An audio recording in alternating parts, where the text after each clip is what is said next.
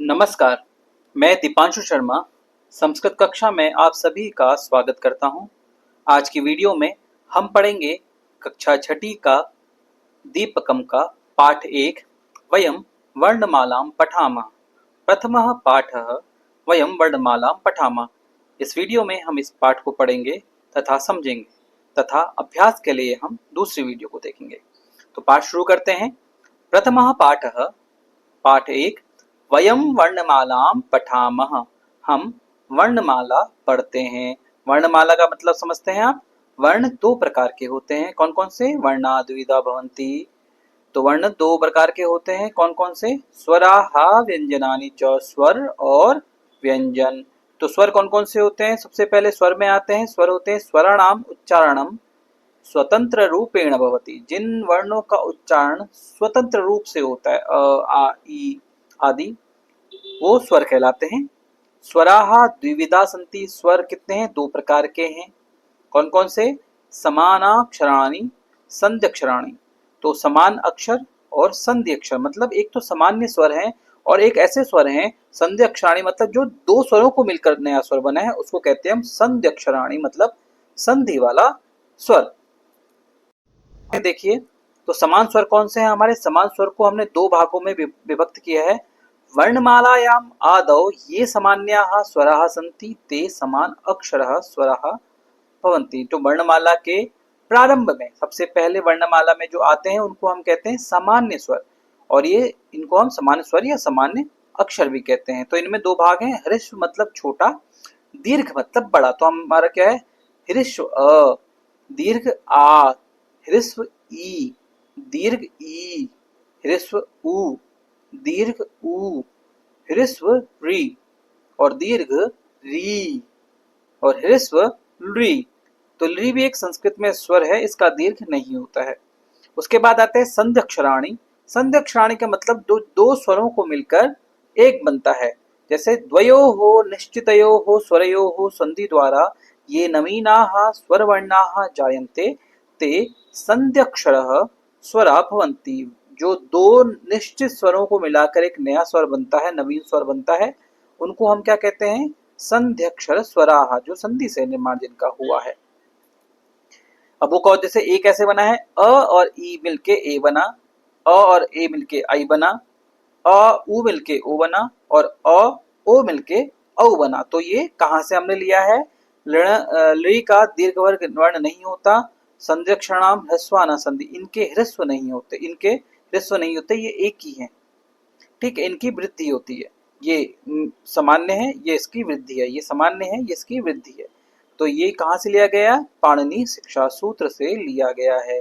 अब आते हैं उसमें हमारे स्वर हैं अनुनासिक स्वराः। अनुनासिक स्वर मतलब जिसमें अनुनासिक चिन्ह लग जाता है, चंद्र बिंदी इसको आप कहते हैं अपने भाषा में। तो तो इसको अ बोलते समय हम नाक का भी प्रयोग करें। अ, आ, ई, उ, ऊ, री, री, री, ए, आई, ओ, औ। इसको हमने नाक से भी इसका उच्चारण करना होता है, इसलिए इसको अनुनासिक कहा। अनुनासिक का मतलब है जो नासिका द्वारा भी बोले जाएं। तो व्यंजन क्या है? अब आते हैं व्यंजनों में। व्यंजनानाम उच्चारणे कस्यचित् स्वरस्य सहायतायाः अपेक्षा अवश्यम भवति। तो कहते हैं व्यंजनों के उच्चारण के लिए स्वरों की सहायता बहुत जरूरी होती है, क्योंकि हम बिना स्वरों की सहायता के व्यंजन का उच्चारण कर ही नहीं सकते। तो क अ जुड़ के मिलता है क। तो क्या कहते हैं? अतः वर्णमालायां व्यंजनानाम उच्चारणार्थम सर्वत्र अस्वरस्य योजनम भवति। इसलिए वर्णमाला में हमेशा व्यंजन के उच्चारण के लिए सामान्य रूप से अ का ही प्रयोग होता है। अ को जोड़ देते हैं। जैसे हम क्या कहते हैं, उदाहरण के लिए क प्लस अ क, ख प्लस अ ख, ग प्लस अ ग, घ प्लस अ घ। अब आगे क्या कहते हैं? अत्र व्यंजनम केवलम। जो व्यंजन होते हैं ऐसे होते हैं ग्रंथ के, क ख ग, मतलब हम उच्चारण कर ही नहीं सकते बिना स्वर के, हमें स्वर की सहायता लेनी ही पड़ेगी। इत्येव अस्ति। अत्र स्वरः केवलम उच्चारणार्थम योजिता अस्ति। अ का स्वर हम केवल उच्चारण के लिए ही लगाते हैं। तो कैसे हैं स्वर हमारे? व्यंजनः नाम चत्वारः भेदा सन्ति। व्यंजन के चार भेद हैं। कौन कौन से? सबसे पहले आते हैं स्पर्श। स्पर्श व्यंजनों में 5 वर्ग हैं, क वर्ग, च वर्ग, ट वर्ग, त वर्ग, प वर्ग। अगर आपसे कोई कक्षा में पूछे तो वर्ग कितने होते हैं, तो वर्ग 5 होते हैं, क, च, ट, त, प। और प्रत्येक वर्ग में 5 वर्ण होते हैं, मतलब स्वरों की 5 व्यंजनों की 5 फैमिली है। हर फैमिली में 5 सदस्य हैं, मेंबर हैं। तो पहले क वर्ग में कौन कौन है, क, ख, ग, घ, अंग, च, छ, ज, झ, ञ, ट, ठ, ड, ढ, ण, त, थ, द, ध, न, प, फ, ब, भ, म।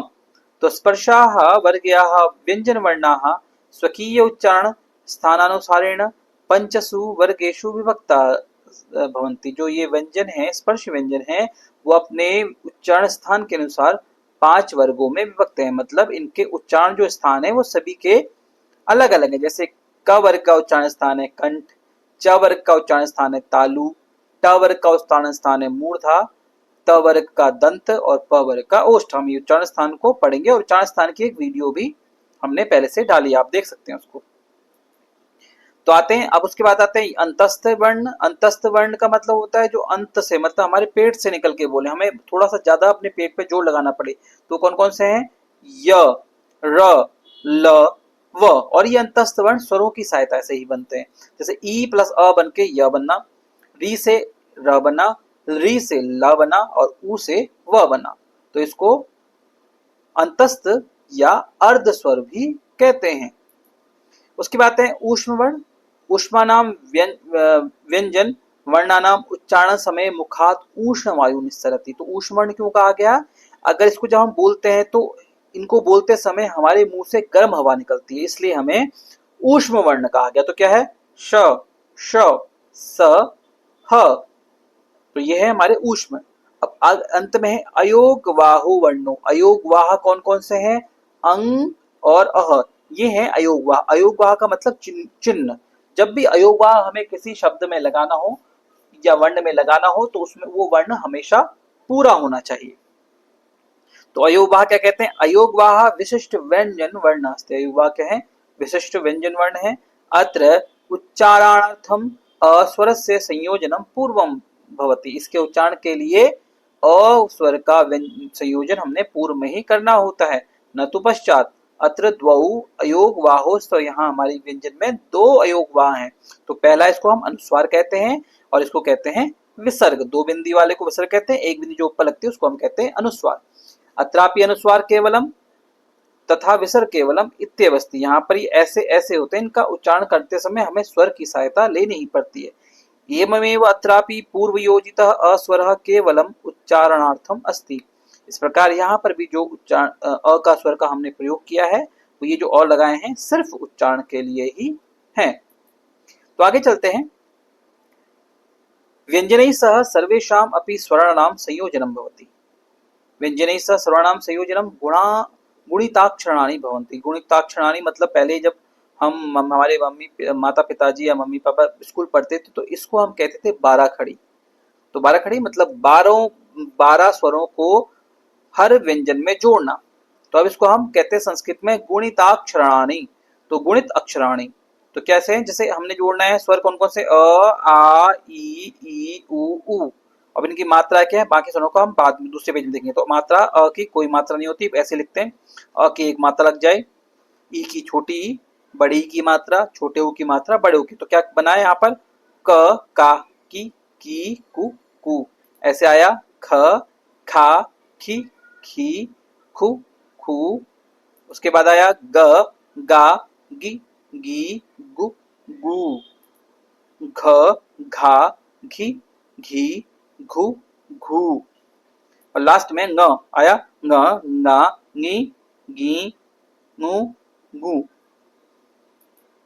आगे ऐसी चौका देखिए, चौ में भी ऐसे आया है। देखो चौका भी हमने सबके छ के साथ मिला के बनाया, फिर वैसी ज का में बनाया, झ और ञ। आगे अब जो बचे हुए स्वर थे हमने ऊ तक कर लिया। ऊ के बाद स्वर आते हैं री, बड़ा री, दीर्घ री, ए, आई, ओ, औ। अब देखो आप ना एक चीज ध्यान रखिए, री, इस री का प्रयोग बहुत आयत में किया जाता है हमारी संस्कृत में जो हम पढ़ते हैं। इस री का थोड़ा कम प्रयोग है, लेकिन री के शब्दों का प्रयोग आपको नहीं मिलेगा। ये लौकिक संस्कृत में शब्दों इस शब्द के लिए इस का प्रयोग नहीं हुआ है, ये वैदिक संस्कृत में है। तो आप ये मत सोचिए कि एक नया क्या है, नया नहीं है, बस हमें सीखना है। तो क्या आएगा, क्री, क्री, क्री, के, कई, को, कौ। ऐसे ही ख के साथ ख्री, ख्री, ख्री, खे, खई, खो, खऊ। वैसे ग के साथ किया हमने, घ के साथ जोड़ा स्वरों को, ङ के साथ जोड़ा।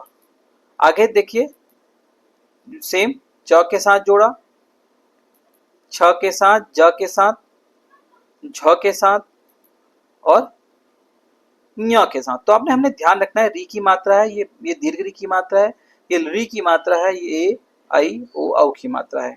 आगे चलते हैं। तो आपने क्या करना है, ऐसे ही सभी में मात्राएं जोड़नी। हमने इसको नहीं करके दिया, आपके लिए छोड़ा है। तो आपको इसमें ठ, ठा, ठी, ठी, ठू, ठू ऐसे करके बनाना है। ये देखिए, ठीक है।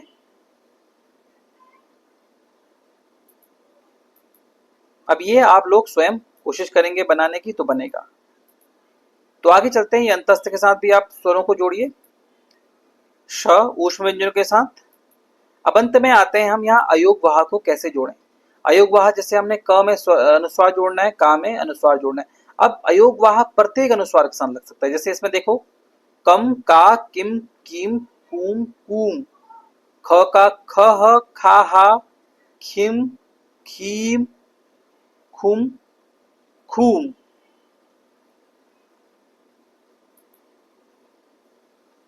आगे अब इसको सबको जोड़ के दिखाइए आप।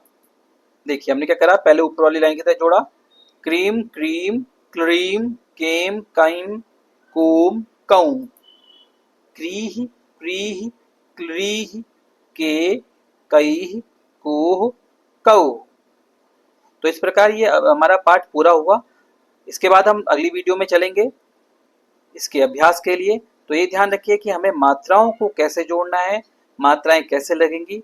इस विषय में आपका कोई प्रश्न हो तो हमें कमेंट जरूर कीजिए। तब तक के लिए धन्यवाद।